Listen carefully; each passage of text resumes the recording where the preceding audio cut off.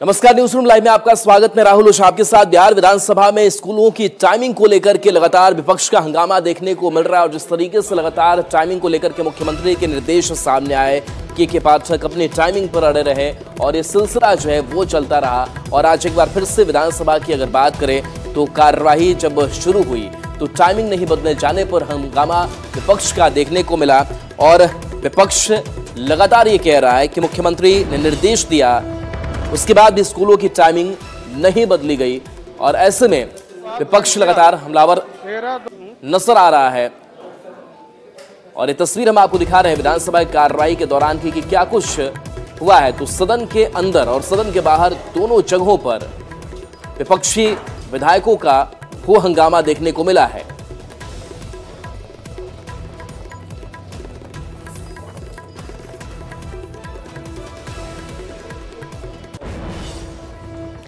और देखिए, महागठबंधन के 3 विधायक बीजेपी में शामिल हो गए और इस दल बदल को लेकर के विपक्ष जो है वो बीजेपी पर हमलावर नजर आ रहा है। विपक्षी सदस्यों का ये कहना है कि ये सब करा कराया बीजेपी का है और इसी को लेकर के आज लेफ्ट की जो पार्टियां हैं उनका विरोध प्रदर्शन देखने को मिला है। तो वाम दल के विधायकों के प्रदर्शन की तस्वीर आपको दिखा रहे हैं जो विधानसभा के बाहर किया गया।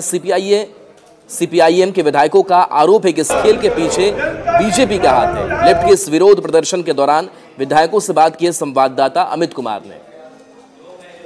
दल बदलने वाले विधायकों के खिलाफ लेफ्ट के विधायकों ने हल्ला बोला है। सर, किस बात को लेकर के हंगामा कर रहे हैं? आज हम लोगों का जो विपक्षी पार्टियों की तोड़ने की जो कोशिश हुई है, हम लोग मांग कर रहे हैं कि इन दल बदलू विधायकों की सदस्यता रद्द होनी चाहिए।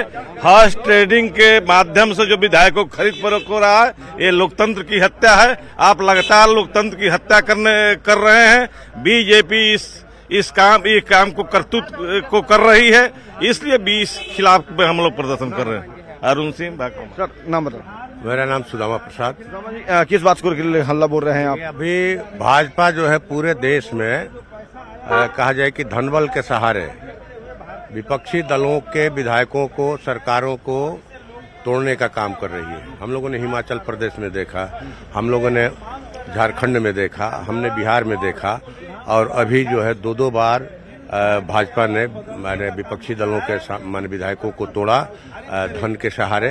तो ये किस नैतिकता प्रमाण है कि धन के सहारे तोड़ा? और इसके लिए क्या सिर्फ बीजेपी दोषी है या वो विधायक भी हैं जो अपने पार्टी में भरोसा न आ रहा है, इसलिए दूसरे पार्टी बदल विरोधी कानून तो उन पर लागू होता है। अब तत्काल माननीय अध्यक्ष महोदय के इस पर कार्रवाई करनी चाहिए, उनकी सदस्यता खारिज करनी चाहिए। हाँ, ठीक ना? ये हम लोग मांग करते हैं। चलिए, मांग है कि सभी विधायकों के, वैसे विधायकों के जो दल बदल रहे हैं उनके खिलाफ जो है दल बदल कानून के तहत जो है वो कार्रवाई होनी चाहिए। और सीधे तौर पे जो भाकपा माले सीपीआईएम के जो विधायक हैं वो हल्ला बोल रहे हैं और इसके लिए दल बदलने वाले जो विधायक हैं उनके लिए जिम्मेवार जो है वो बीजेपी को मान रहे हैं। बहरहाल देखना होगा कि बीजेपी का क्या कहना होता है इस पूरे मामले पे। कैमरा पर्सन सुबोध के साथ अमित कुमार, न्यूज 18 पटना। विपक्ष लगातार बिहार सरकार द्वारा लाए जा रहे अपराध भ्रष्टाचार नियंत्रण कानून को लेकर के हमलावर नजर आ रहा है। और इसी बीच बात करें दल बदल कानून को लेकर के और दल बदल जो विधायकों ने किए, इसको लेकर भी वो अपने विधायकों पर हमलावर नजर आ रहे हैं। लेकिन इस पर मंत्री श्रवण कुमार ने जवाब दिया है और कहा है कि आखिर इस खेल की शुरुआत किसने की थी और उनको अब जवाब मिल गया होगा, ये जनता देख रही है। साथ ही उन्होंने कहा कि जो बिहार सरकार कानून ला रही है वो राज्य हित में है। को लेकर के, भ्रष्टाचार नियंत्रण को लेकर के इस पर विपक्ष सवाल खड़ा कर रहा है, क्या कहेंगे? तो सवाल तो सदन में खड़ा करेंगे ना, बाहर खड़ा करने से कुछ नहीं होगा। सदन में अपनी बात को रखेंगे, उसका जवाब सरकार देगी। लेकिन जिस तरह से विधायकों को की खरीद फरोख्त हो रही है, विपक्ष का कहना है कि बीजेपी का हाथ है इसके पीछे, आप क्या मान रहे हैं? पहले खेला कौन कर रहे थे? जो लोग खेला कर रहे थे उनसे पूछिए कि क्यों खेला में लगे हुए थे। खेला बिगड़ गया तो अब दूसरे पर आरोप लगा रहे हैं। पहले तो आप ही इस कृत्य को करने वाले थे, अब दूसरे पर अनर्गल आरोप लगाना चाहते हैं। ये मैं समझता हूं कि ठीक नहीं है। और देखिए, अपने विधायक के अपहरण का आरोप झेल रहे विधायक संजीव ने उन आरोपों पर पलटवार किया है, उन आरोपों को खारिज किया है और कहा है कि ये सारी बातें बेबुनियाद है। साथ ही इस बात पर जो आरोप लगा रहे हैं उनके ऊपर वो हमलावर नजर आए हैं। भाई हम तो नाम तो बोल ही दिए हैं, हम लोग चिंटू पिंटू हैं इस टाइप के कुछ लोग, तो उससे कोई असर नहीं है। ये फर्जी FIR किया गया था और उसमें कोई दूर दूर तक है ही नहीं, अपहरण हुआ ही नहीं है। उसका कुछ अलग उद्देश्य था FIR का, अब धीरे धीरे पता चल रहा है। तो खत्म हो गया, उस दिन के लिए था, वो खत्म हो गया। ऐसा क्या है कि श्रवण कुमार आपके सवाल पर भड़क जाते हैं, सुनते हैं, जवाब देते रहे? तो आप उन्हीं से पूछिए ना, जो भड़क रहे हैं उनसे पूछिए क्यों भड़क रहे हैं। बाकी जो पूछिए जिनसे पूछना है। लेकिन ये फर्जी था और मुझे बदनाम करने की कोशिश की गई मेरे पार्टी के ही कुछ नेताओं द्वारा। इसकी जानकारी मैं माननीय मुख्यमंत्री को दे दिया हूं और उस पर संज्ञान लेंगे, वो आप निश्चिंत रहें। ऐसा कुछ नहीं है, वो हमारे नेता थे, हैं और रहेंगे। हमारा उनसे कोई तकलीफ भी नहीं था।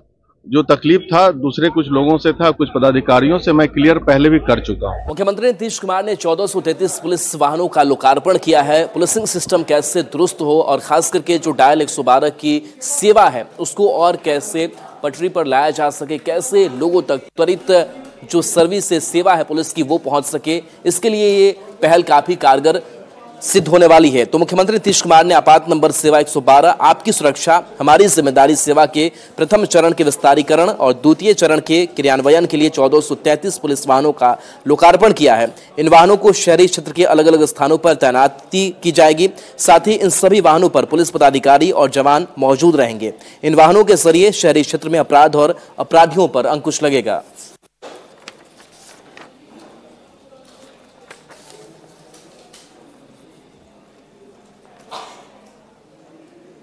और देखिए इस बीच खबर है मुख्यमंत्री नीतीश कुमार को लेकर ही। मुख्यमंत्री नीतीश कुमार आज पासपोर्ट ऑफिस पहुंच गए और बताया जा रहा है कि वो अपना पासपोर्ट भी अपने साथ लेकर के वहां पर पहुंचे हुए थे। जो तस्वीर निकल करके सामने आई है जहां पर अपनी गाड़ी से वो पासपोर्ट ऑफिस पहुंचे हैं। पाटलिपुत्र स्थित पासपोर्ट ऑफिस की तस्वीर आपको दिखा रहे हैं जहां पर सीएम नीतीश कुमार पहुंचे और बताया जा रहा है कि अपने पासपोर्ट को अपने साथ लेकर के passport office CM Nitish Kumar पहुंचे थे।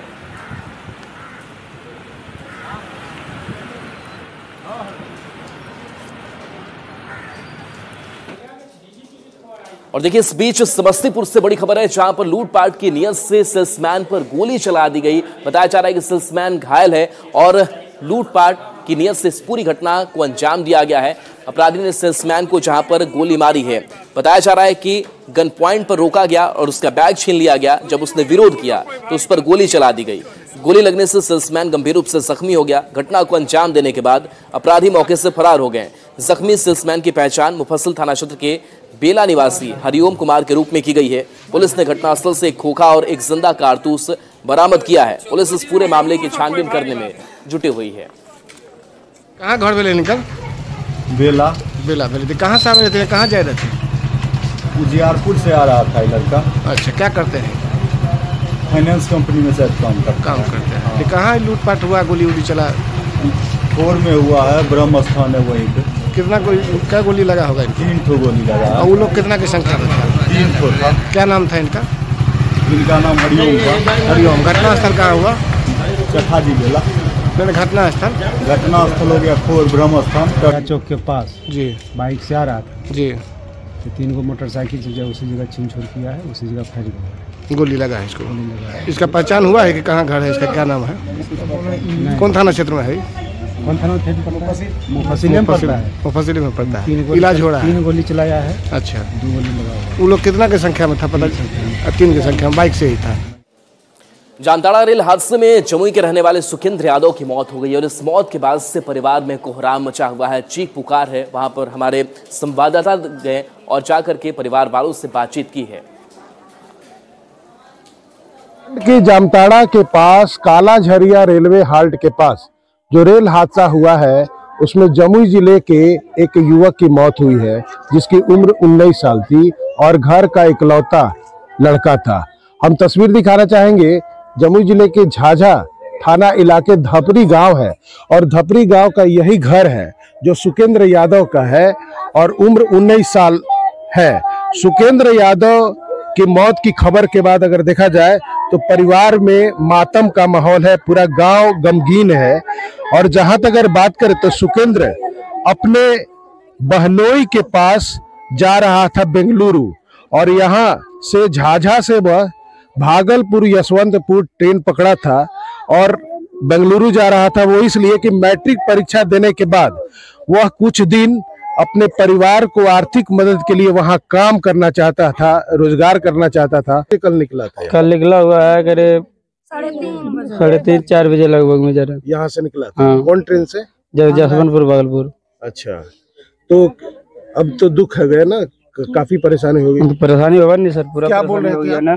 हम लोग बोल रहे हैं कि वो बेंगलोर जा रहा था, कोई मजबूरी के कारण बीमार था उसका पिताजी, वो घर परिवार के लिए कुछ खर्चा पानी के लिए। कैसे हादसा हुआ, क्या पता चला? ये ट्रेन का हादसा हुआ, उधर आग का बुझावा देख के वो बोल रहा था कि आग लग गया ट्रेन में, इसके के कारण से सारा आदमी उधर से कूद पड़ा।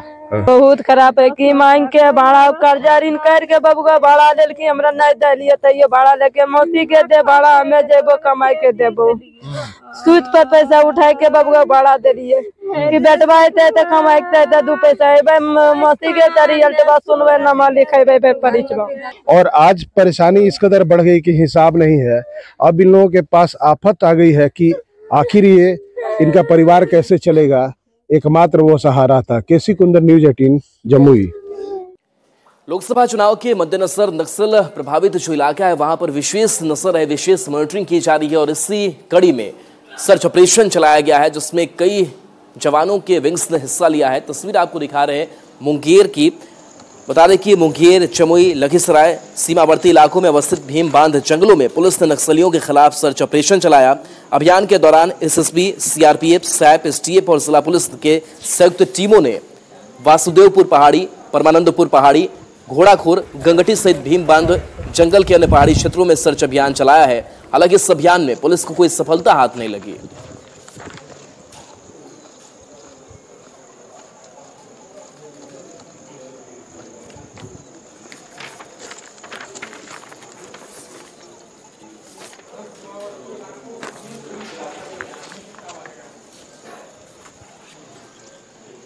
और देखिए दरभंगा से बड़ी खबर है जहां पर गोली चलने से कैमरामैन की मौत हो गई है। बताया जा रहा है कि बर्थडे पार्टी थी और इस बर्थडे पार्टी के दौरान ही यह हादसा सामने आया है जहां पर गोली चली है और कैमरामैन की मौत हो गई है। कैमरामैन सुशील सहनी इनका नाम बताया जा रहा है, जिनके मौके पर ही मौत हो गई है। आरोपी पूरा परिवार गांव छोड़कर फरार बताया जा रहा है। दरभंगा बहेड़ी के मखनाहा गांव की यह घटना सामने आई है।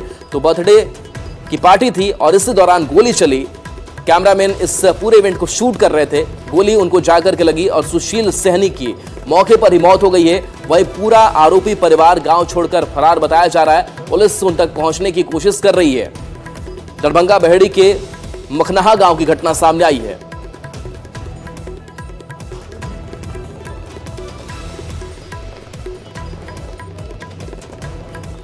बिहार में भ्रष्टाचार को लेकर के बिहार सरकार द्वारा लाए जा रहे नए कानून को लेकर के भाई वीरेंद्र ने हमला बोला है और कहा है कि देखिए, जो सरकार का खिलाफत जो लोग करेंगे, जो उनके खिलाफ बोलेंगे, उनके खिलाफ ही कार्रवाई करने के लिए इस कानून को लाया जा रहा है।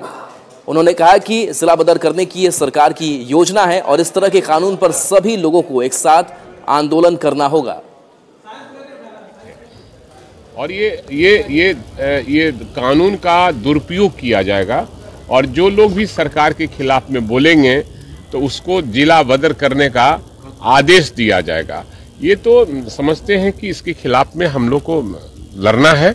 और जिस तरह से आपातकाल लागू हुआ था, हम लोगों ने सरंग पर उतरकर, और आदरणीय लालू प्रसाद यादव उस समय छात्र नेता थे उन दिनों, उनके नेतृत्व में बिहार में आंदोलन हुआ था। हमको लगता है कि इस तरह के कानून का विरोध हर स्तर से होना चाहिए, हर आदमी को करना चाहिए। नहीं, अपराध पर कंट्रोल करना चाहिए, नहीं, अपराध पर कंट्रोल होना चाहिए, इसका दुरुपयोग ना हो, सरकार इसकी जिम्मेवारी ले। बिहार में स्कूलों की टाइमिंग को लेकर के बहस अभी भी जारी और ऐसे में भाई वीरेंद्र ने एक बार फिर से के पाठक पर ही हमलावर नजर आए हैं और कहा है कि मुख्यमंत्री अगर निर्देश दे देते हैं किसी टाइमिंग को लेकर के तो आखिर उसमें बदलाव करने का क्या मतलब बनता है और ऐसे अधिकारियों को निलंबित करना चाहिए। मंत्री जी ने सदन में घोषणा किया था कि टाइम में मैंने परिवर्तन कर दिया, आदेश दे दिया है। अगर कोई पदाधिकारी उनके सदन में जो घोषणा की गई है उस आदेश का भी पालन नहीं किया जाता है, वैसे पदाधिकारियों पर निश्चित रूप से सरकार को कार्रवाई करनी चाहिए, वैसे लोगों को सस्पेंड कर देना चाहिए। और खबर जमुई से है, जहां पर स्वास्थ्य विभाग की बड़ी लापरवाही सामने आई है। जो बेड मरीजों के लिए होता है, उस बेड पर कुत्ते आराम फरमा रहे हैं। जो तस्वीर सामने आई है, और ये तस्वीर बताने के लिए काफी कि किस तरीके से लापरवाही बढ़ती जा रही है। इस बेड को जरा देखिए, कैसे कुत्ता आराम फरमाता हुआ, सोता हुआ नजर आ रहा है। सरकारी अस्पताल में भर्ती मरीजों के लिए लगाए गए बेड पर कुत्ते के आराम फरमाने का वीडियो यह सोशल मीडिया पर वायरल है। वायरल वीडियो लक्ष्मीपुर रेफरल अस्पताल का बताया जा रहा है। वायरल वीडियो में सरकारी अस्पताल के बेड पर कुत्ता बैठा हुआ दिखाई दे रहा है। पूरे मामले में सिविल सर्जन ने बताया कि इस पर प्रभारी को तलब किया गया है और जो भी दोषी होंगे उन पर कार्रवाई होगी। आपके माध्यम से ही मैंने अभी ये देखा है, और जैसे ही मैंने ये फोटो देखा है तो तुरंत प्रभारी चिकित्सा पदाधिकारी को मैंने फोन लगाया है और अच्छी खासी उनको इस संबंध में ये नसीहत दी गई है। उन्होंने एश्योर किया है कि भविष्य में इस तरह की कोई ये नहीं होगी, और हमने स्पष्ट कहा है कि संबंधित कर्मियों जिनके द्वारा ये नहीं देखा गया उन पर एक्शन लें। मुंगेर में रविदास जयंती के मौके पर एक बेहद शर्मनाक तस्वीर सामने आई। बताया जा रहा है कि यह जयंती के बहाने ही अश्लील डांस कराया गया। डांसर्स जमकर ठुमके लगाते हुए नजर आई और पुलिस को इसकी भनक तक नहीं लगी। तस्वीर आपको हम दिखा रहे हैं मुंगेर की। डांस का वीडियो सोशल मीडिया पर वायरल है। दरअसल गंगापार हरिनमार थाना क्षेत्र में रविदास जयंती पर भक्ति कार्यक्रम का आयोजन किया गया था, जिसमें कार्यक्रम में डांसरों ने जमकर डांस किया। हालांकि वायरल वीडियो की न्यूज़ 18 पुष्टि नहीं करता है।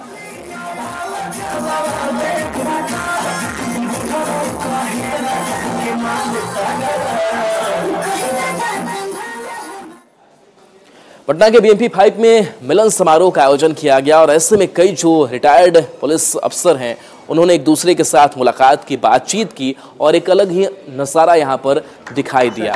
तो तस्वीर सामने आई है, वो तस्वीर हम आपको दिखा रहे हैं, जहां पर इस मिलन समारोह में डीपी ओझा और नीलमणि समेत 12 रिटायर्ड डीजीपी, 40 डीजी और आईजी स्तर के रिटायर्ड पुलिस वाले शामिल हुए। कार्यक्रम में बिहार डीजीपी राजविंदर सिंह भट्टी भी शामिल हुए और रिटायर्ड पुलिसकर्मियों से मुलाकात की। इस दौरान सभी आईपीएस अफसर ने अपने अपने अनुभव भी शेयर किए। हम मैनेजर्स नहीं हैं, हम संचिकाओं पे नहीं चलते हैं। हम लीडरशिप, जो नीलमणि सर ने कहा, लीडरशिप ऑफ मैन हमारा बुनियादी काम है और ये हमने सीखा।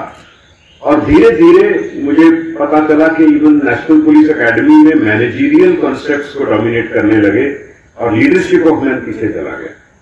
और ये कमी कहीं ना कहीं दिखती है और मैं बार बार अपने ऑफिसर्स को कहता हूं कि आप अपने फोर्स के साथ उनकी बात सुनिए, उनकी तकलीफ दूर करिए।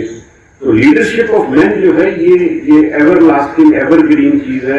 आईपीएस लीडरशिप ऑफ मैन के बिना नहीं हो सकती। बिहार विशेष सशस्त्र पुलिस के कैंपस में बड़ा शानदार प्रोग्राम आयोजित हुआ है। इसमें हमारे सेवानिवृत्त जो पदाधिकारी हैं उन्होंने अपने सेवा में क्या अनुभव पाए, क्या एक्सपीरियंस हुए उनके, कैसे उन्होंने लॉ एंड ऑर्डर, क्राइम के चैलेंजेस को देखा और किस तरह से उनकी अब फीलिंग हो रही है। वो रिटायर हो गए हैं, रिटायरमेंट के बाद में उनको किस तरह की दिक्कतें हैं। कुछ लोगों ने बताया कि साइबर क्राइम ये सब हो जाता है, टेक्नोलॉजी का उतना जानकारी नहीं है। सबके बारे में हम लोगों ने विचार का आदान प्रदान किया।